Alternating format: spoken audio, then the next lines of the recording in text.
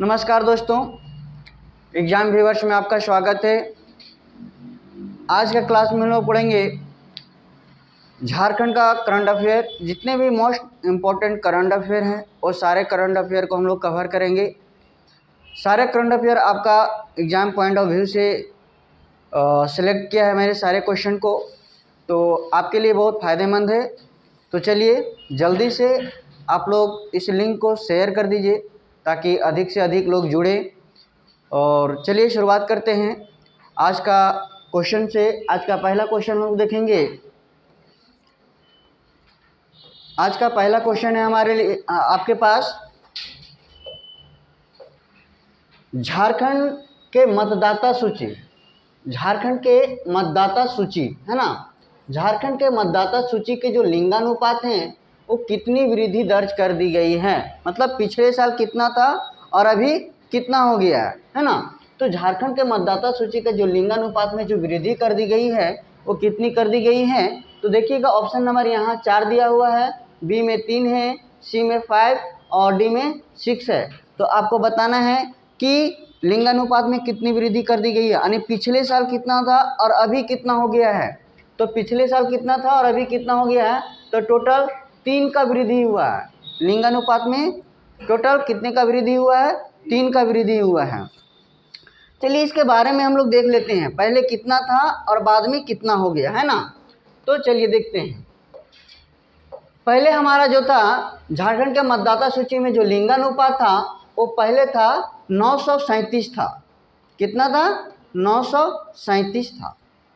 बाद में इस वर्ष बढ़कर कितना हो गया, 940 हो गया।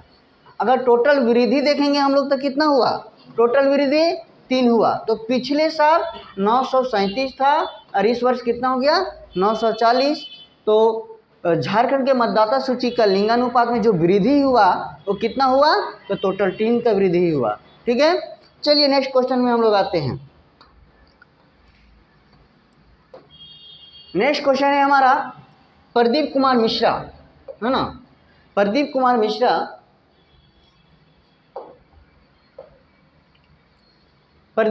मिश्रा किस विश्वविद्यालय के कुलपति नियुक्त किए गए हैं।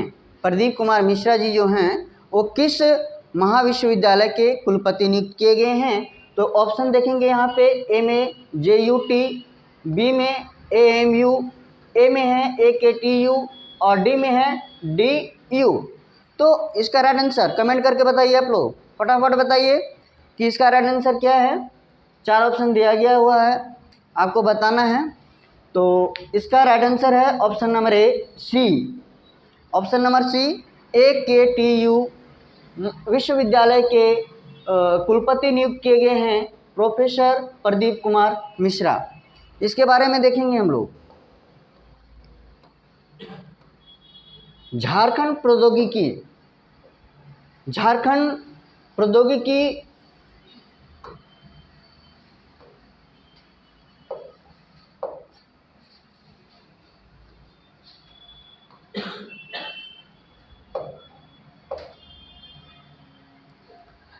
प्रौद्योगिकी विश्वविद्यालय के कुलपति professor Pradeep Kumar Mishra Abdul Kalam technical university AKTU है ना, पूरा क्या नाम होगा, अब्दुल कलाम टेक्निकल यूनिवर्सिटी लखनऊ के कुलपति नियुक्त किए गए हैं।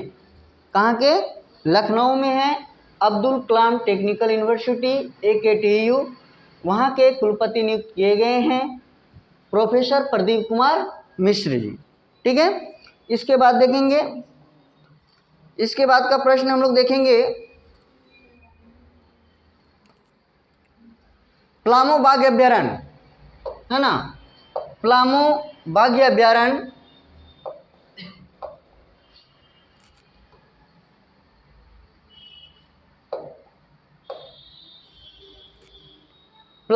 अभ्यारण्य में कितने बाघ मिलने की पुष्टि की गई है। अभी हाल ही में इसका आंकड़ा जारी किया गया था कि पलामू बाघ अभ्यारण्य में टोटल अभी कितने बाघ मिलने की पुष्टि हुई है। तो इसका ऑप्शन देखेंगे हम लोग। ऑप्शन नंबर ए में 1 है, बी में 2, सी में 3, डी में 4। तो चलिए बताइए इसका राइट आंसर क्या है, कमेंट करके बताइए। बहुत ही आप लोग के लिए आसान क्वेश्चन है। पलामू बाघ अभयारण्य में कितने बाघ मिलने की पुष्टि हुई है? इसका राइट आंसर है ऑप्शन नंबर ए, टोटल 1 बाघ मिलने की पुष्टि हुई है। ठीक है, इसमें देखेंगे व्याख्या हम लोग देख लेते हैं। भारतीय वन्य जीव संस्थान कहाँ पे है? देहरादून में है। भारतीय वन्य जीव संस्थान अगर देखेंगे तो देहरादून में है। देहरादून में पलामू बाघ अभ्यारण्य से भेजे गए अष्टैक मतलब क्या होता है? मल होता है। तो टोटल 6 जानवरों का, ठीक है, टोटल 6 जानवरों का नमूना भेजा गया, जिसमें से पता चल पाया कि एक ही बाघ होने की पुष्टि हुई है। जांच उपरांत पता चला कि वहाँ पे एक बाघ मिला है। समझ गए? तो आंसर भी क्या था? एक था ना, एक बाघ होने की पुष्टि हुई है। साथ ही साथ उस 6 नमूना के साथ साथ उसमें पता चला है कि एक तेंदुए भी उसमें मिला है ना। साथ ही साथ उस तेंदुए की मौजूदगी का भी प्रमाण मिला है। 6 नमूना में एक क्या मिला? एक तेंदुआ मिला और एक बाघ मिला। तो बाघ होने की पुष्टि कितना हुआ? 1। चलिए इसके बाद का क्वेश्चन देखेंगे। इसके बाद का क्वेश्चन है, Bihar Jharkhand association of North America, Bihar Jharkhand association of North America जो कि बजाना के अध्यक्ष किसे निर्वाचित किया गया है? बजाना के जो क्या है? Bihar Jharkhand association of North America बजाना के जो अध्यक्ष निर्वाचित किए गए हैं, आपको बताना है। इसका राइट आंसर क्या है? Option number A Amit Kumar, B Anurag Kumar, C Abhimanyu Kumar, D Ajit Kumar. चलिए कमेंट करके बताइए इसका राइट आंसर क्या है। तो इसका राइट आंसर हम लोग देखेंगे option number B, Anurag Kumar को Bihar Jharkhand association of North America बजाना के अध्यक्ष निर्वाचित किए गए हैं। इसके बारे में देखेंगे हम लोग। Anurag Kumar Bihar Jharkhand association of North America बजाना के अध्यक्ष नियुक्त किए गए हैं। बजाना जो है वो कहाँ पे है? यूएसए में, है ना। तो बिहार और झारखंड के निवासियों का संगठन है। वहाँ पे क्या है? बिहार और झारखंड के निवासियों का संगठन है। उस संगठन में वहाँ इनके हितों का बात किया जाता है। ठीक है, इनके हित के बारे में वहाँ पे बात उठाई जाती है, चर्चा होती है। चलिए नेक्स्ट क्वेश्चन हम लोग देखेंगे। नेक्स्ट क्वेश्चन है आपका विश्व मैत्री मंच। ठीक है, विश्व मैत्री मंच द्वारा भूमिका प्रसाद सक्सेना स्मृति कविता सम्मान किसे प्रदान किया गया है? बहुत ही इम्पोर्टेंट है, एग्ज़ाम के पॉइंट ऑफ व्यू से इस टाइप का क्वेश्चन आपको पूछा जाता है, तो ध्यान में रखेंगे। और चलिए कमेंट करके बताइए इसका राइट आंसर क्या है। विश्व मैत्री मंच द्वारा भूमिका प्रसाद सक्सेना स्मृति कविता सम्मान किसे प्रदान किया गया है? तो 4 ऑप्शन दिया गया है, जयश्री, सत्य शर्मा, सुंदरी शर्मा और सावित्री शर्मा, है ना। 4 ऑप्शन दे दिए गए हैं आपको। तो चलिए इसका राइट आंसर क्या होगा? सत्य शर्मा। सत्य शर्मा को विश्व मैत्री मंच द्वारा भूमिका प्रसाद सक्सेना स्मृति कविता सम्मान में सत्य शर्मा को प्रदान किया गया है ना। तो चलिए इसके बारे में देख लेंगे।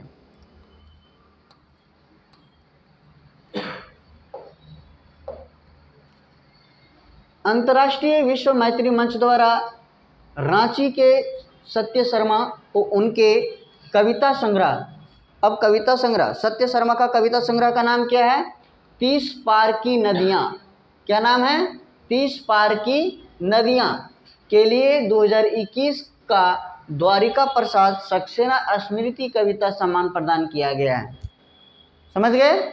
उसके बाद देखेंगे इसमें पुरस्कार समारोह का आयोजन जो ऑनलाइन किया गया। इस पुरस्कार समारोह का जो आयोजन किया गया, कैसे किया गया?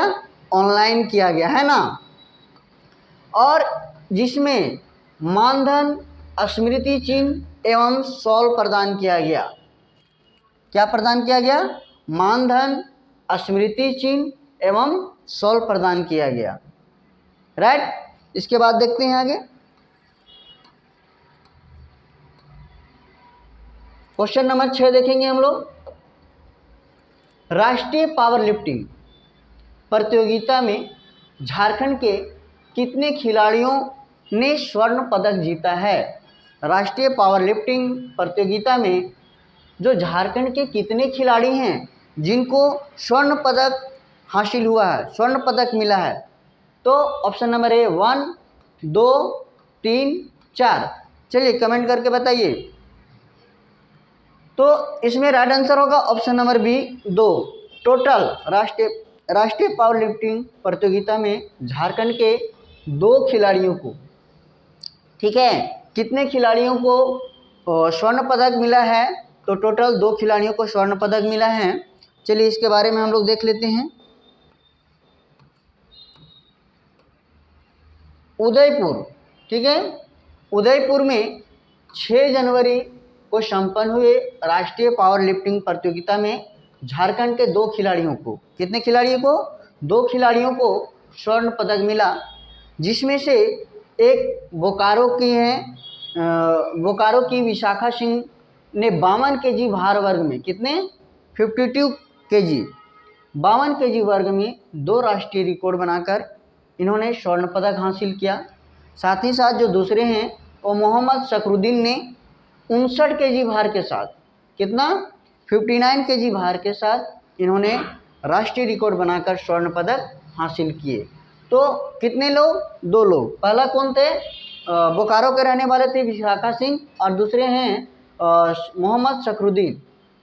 59 केजी भार में इन्होंने स्वर्ण पदक प्राप्त किया है ना। मुकेश कुमार सिंह और आशीष कुमार दास, इसमें मुकेश कुमार सिंह और आशीष कुमार दास जो हैं वो रजत पदक हासिल किए। क्या प्राप्त किए हैं इन्होंने? रजत पदक। कौन कौन? मुकेश कुमार और आशीष कुमार। समझ में आ गया आप लोग को? तो चलिए इसके बाद का प्रश्न देखते हैं।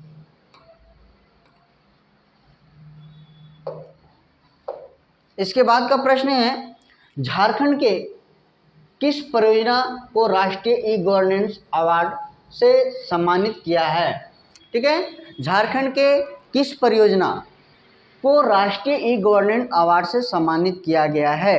तो इसका राइट ऑप्शन है, पहले ऑप्शन देख लेते हैं हम लोग। ए अस्मिता परियोजना, बी स्वाभिमान परियोजना, सी ज्ञानोदय परियोजना, डी तेजस्विनी परियोजना। चलिए कमेंट करके बताइए, फटाफट बताइए इसका राइट आंसर क्या होगा। तो इसका राइट आंसर होगा ऑप्शन नंबर सी ज्ञानोदय परियोजना, है ना। ज्ञानोदय परियोजना को राष्ट्रीय ई गवर्नेंस अवार्ड से सम्मानित किया गया है। इसके बारे में हम लोग देखेंगे। गोड्डा के सरकारी स्कूल में, गोड्डा के सरकारी स्कूल में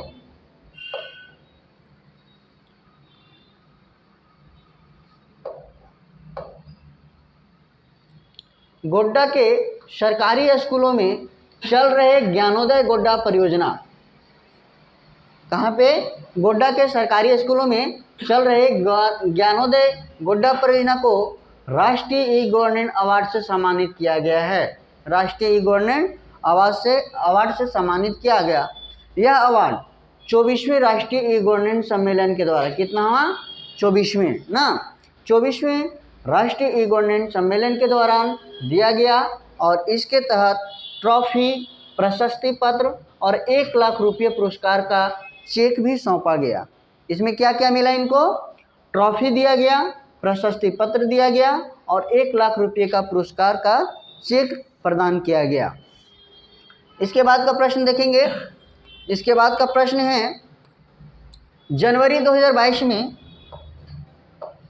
ठीक है, जनवरी 2022 में झारखंड के किस बालक का नाम बुक ऑफ रिकॉर्ड्स में दर्ज किया गया? ठीक है, और वह बच्चा मात्र 6 ईयर्स का है। कितने ईयर्स का है? 6 ईयर्स का है। इन्होंने झारखंड के नाम बताना है आपको, इनमें से वह कौन से बालक हैं जो अपने नाम जो है सो बुक ऑफ रिकॉर्ड्स में दर्ज किया है। ठीक है, तो option number A Anant Kumar, B Aditya, C Abhay और डी अश्विक।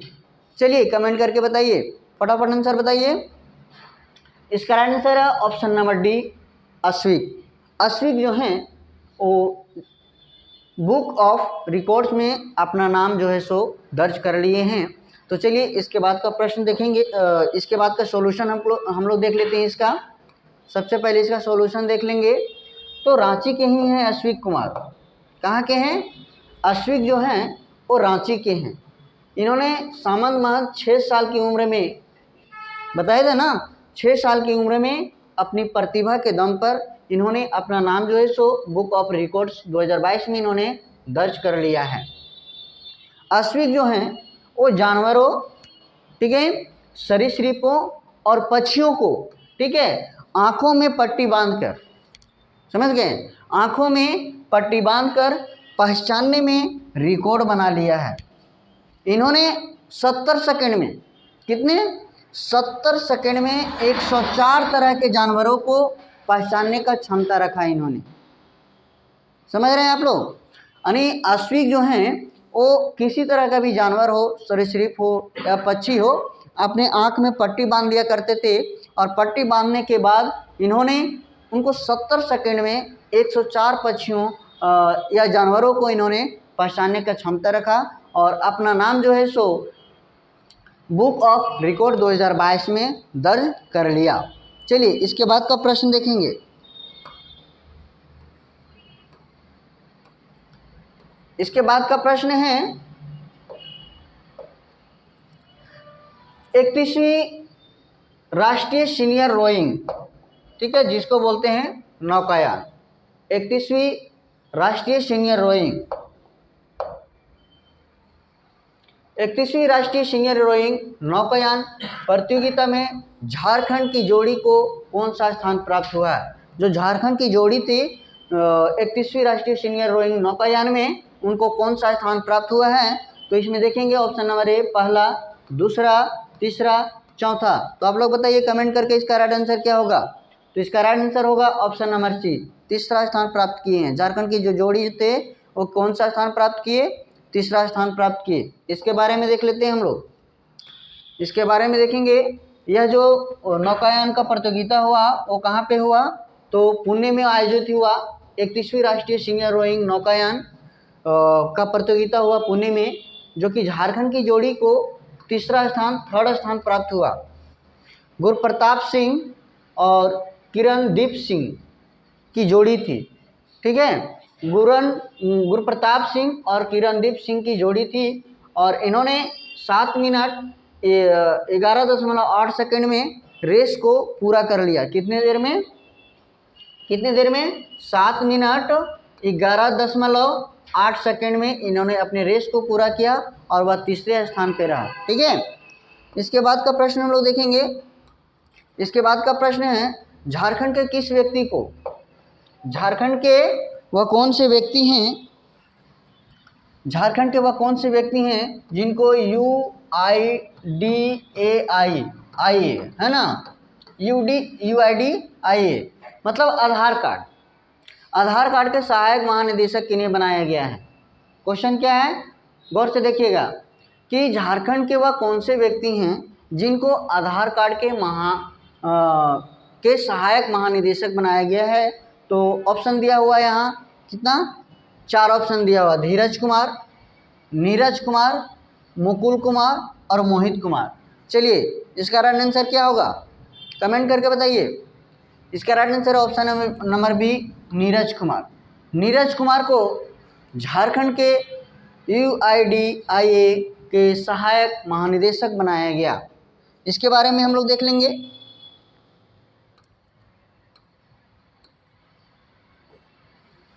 नीरज कुमार जो हैं,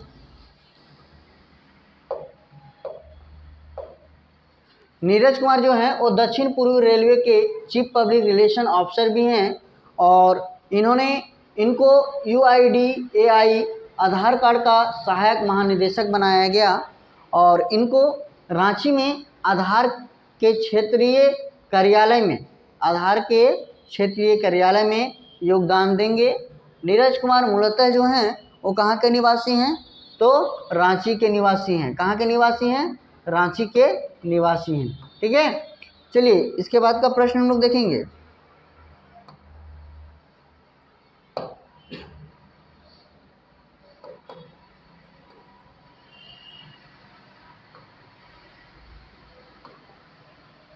चलिए इसके बाद का प्रश्न है, झारखंड के समेकित बिरसा विकास योजना के अंतर्गत अगले 3 वर्षों में कितने कृषक पाठशाला बनाए जाएंगे? क्वेश्चन क्या है? झारखंड के समेकित बिरसा विकास योजना, इसके अंतर्गत अगले 3 वर्षों में कितने कृषक पाठशाला बनाए जाएंगे? 90, 90, 100, 110, 120। चलिए कमेंट करके बताइए इसका आंसर क्या होगा? इसका आंसर होगा 100। क्या है? समेकित बिरसा विकास योजना के अंतर्गत अगले 3 साल में 100 कृषक पाठशाला बनाए जाएंगे। झारखंड में कितने पाठशाला बनाए जाएंगे? 100। चलिए इसमें देख लेते हैं, झारखंड के समेकित, है ना, बिरसा विकास योजना के अंतर्गत अगले 3 सालों में 100 कृषक पाठशाला बनाए जाएंगे और हर कृषक पाठशाला में 3 से 5 बिरसा गांव को आच्छादित किया जाएगा, है ना। और कृषक पाठशाला के माध्यम से कृषि, पशुपालन एवं मत्स्य विभाग द्वारा कृषकों को क्षमता विकास और वैज्ञानिक विधि से प्रशिक्षित भी किया जाएगा।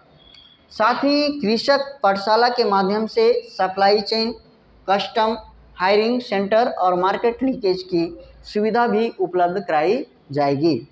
चलिए इसके बाद का प्रश्न हम लोग देखेंगे, सोलर एनर्जी कॉरपोरेशन, ठीक है, solar energy corporation of India के द्वारा झारखंड कितने को रुपये प्रति यूनिट के दर से सौर ऊर्जा मिलना प्रारंभ हो गया है? ठीक है, देख लीजिए, solar energy corporation of India द्वारा झारखंड के कितने रुपये जो प्रति यूनिट, हम लोग प्रति यूनिट देते हैं ना, जैसे कि अभी हम लोग का बिजली बिल आता जो है सो कॉमर्शियल का अलग रहता है, रेसिडेंशियल का अलग रहता है। तो इसी तरह से यहाँ पे देखेंगे कि solar energy corporation of India द्वारा झारखंड के कितने रुपये प्रति यूनिट के दर से सौर ऊर्जा मिलना प्रारंभ हो गया है? तो ऑप्शन नंबर यहाँ दिया हुआ है 2 रुपये, 3 रुपये, 2.5 रुपये और 3.5 रुपये। तो इसका राइट आंसर होगा ऑप्शन नंबर सी, यानी 2.5 रुपये। कितने रुपये प्रति यूनिट? 2.5 रुपये प्रति यूनिट के दर से मतलब देना होगा। इसमें देखेंगे हम लोग, झारखंड बिजली वितरण निगम लिमिटेड, ठीक है, वितरण निगम JVVNL, solar energy corporation of India के द्वारा कितने रुपये बोले? 2.5 रुपये, है ना, यूनिट के दर से सौर ऊर्जा मिलना प्रारंभ हो गया है। जनवरी में 2000 मेगावाट, जनवरी में 2000 मेगावाट और जुलाई से अगस्त 2022 तक 500 मेगावाट बिजली झारखंड को मिली है। कितना मिली है? जनवरी में 200 मेगावाट और जुलाई से अगस्त 2022 तक 500 मेगावाट बिजली का उत्पादन यहाँ पे झारखंड को मिला है। इसके बाद का देखेंगे, इसमें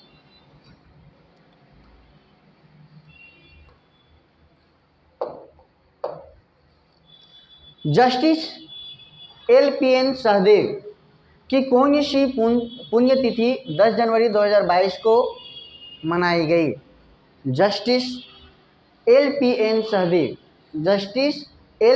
सहदेव की वह कौन सी पुण्यतिथि 10 जनवरी 2022 को मनाई गई?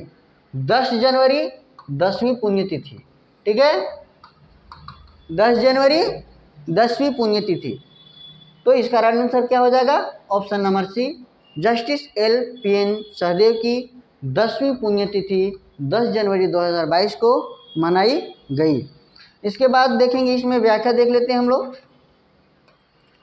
झारखंड के मूल के हाई कोर्ट, ठीक है, झारखंड मूल के हाई कोर्ट के पहले न्यायाधीश और झारखंड आंदोलन के प्रणेता जस्टिस LPN सहदेव की 10 जनवरी 2022 को 10वीं पुण्यतिथि मनाई गई। कितनावीं मनाई गई? 10वीं पुण्यतिथि मनाई गई 10 जनवरी 2022 को। इन्होंने झारखंड मूल हाई कोर्ट के पहले न्यायाधीश और झारखंड आंदोलन के प्रणेता भी रह चुके हैं। और अलग में देखेंगे कि अलग झारखंड राज्य के लिए आंदोलन में सक्रियता से भाग लेने के अलावा इन्होंने न्यायाधीश के पद पर रहते हुए कई जनहित के कार्य भी इन्होंने अंजाम दिए हैं। इसमें देखेंगे इनका जो जन्म हुआ था वो 3 जनवरी 1930 को हुआ था। इनका जन्म कब हुआ था? 3 जनवरी 1930 को हुआ था और मृत्यु भी हुआ था 10 जनवरी 2012 को हुआ। मृत्यु कब हुआ था? 10 जनवरी 2012। इन्होंने 1986, ठीक है, 1986 से 1992 तक पटना हाई कोर्ट में, कहाँ पे? पटना हाई कोर्ट की रांची बेंच में इन्होंने न्यायाधीश रहे, ठीक है। 1986 से 1992 तक Patna high court Ranchi bench में न्यायाधीश के पद पे रहे। इसके बाद देखेंगे अगला क्वेश्चन है, झारखंड का पहला हाई परफॉर्मेंस सेंटर, झारखंड का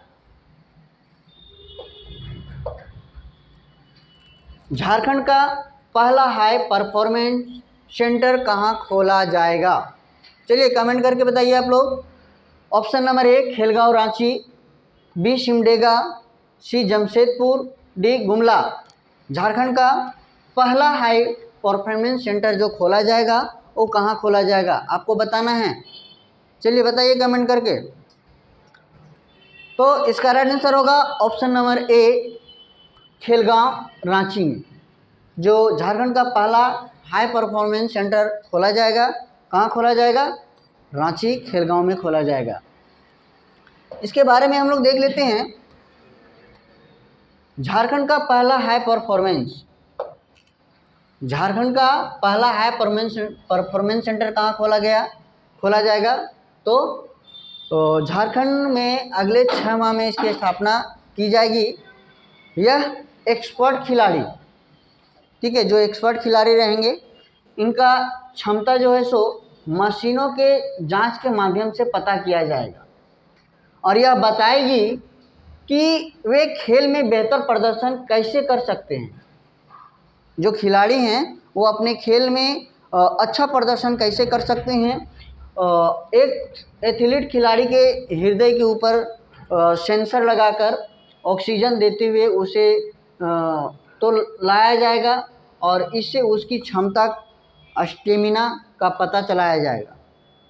कहीं न कहीं मशीन के द्वारा उसका स्टेमिना पता चलाया जाएगा, वह खेलने में सक्षम है नहीं है, खेल पाएगा कि नहीं खेल पाएगा, ठीक है। मतलब उसका पूरा जो क्वालिटी होना चाहिए खिलाड़ी में, उस मशीन के माध्यम से उसको क्या किया जाएगा? पता किया जाएगा, है ना।